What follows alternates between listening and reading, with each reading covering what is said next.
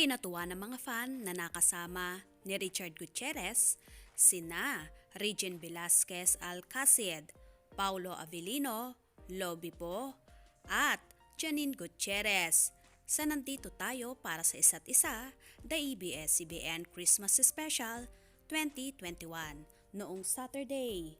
Siyempre, marami ang napansin na ang lima ay dating mga kapuso at nakakatuwa raw na magkakasama-sama sila sa Kapamilya Christmas Special.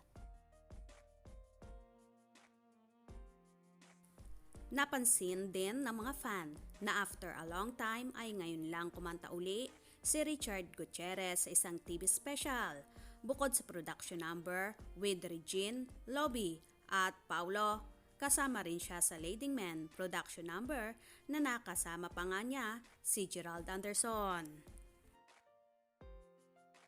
Nakakatuwa rin daw na kahit hindi kasama si Richards na mga taga-FEJs ang probinsyano sa production number, ang Mr. naman ni Sara Labati ang nag-intro sa grupo ni Coco Martin. Samantala, pinag-usapan ang Nandito Tayo Para sa Isa't Isa, the ABS-CBN Christmas Special 2021.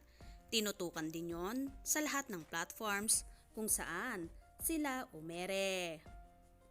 Ang mga kapamilya fan natuwa at pinasaya sila ng stars, singers at hosts ng ABS-CBN. Ilan nga sila Janine, Paulo, Lobby, Richard at Regine sa mga dating kapuso.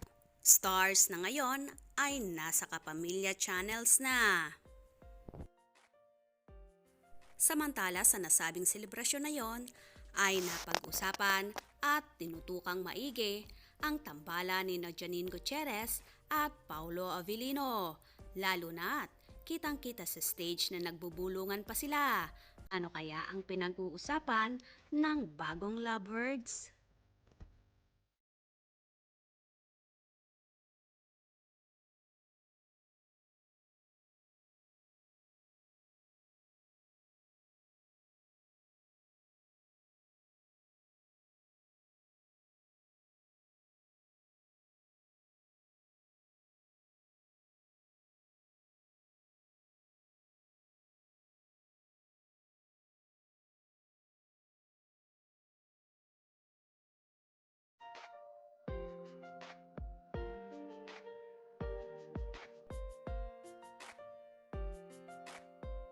Congratulations sa naging successful na special event ng ABS-CBN, ang hashtag Andito Tayo Para sa Isa't Isa.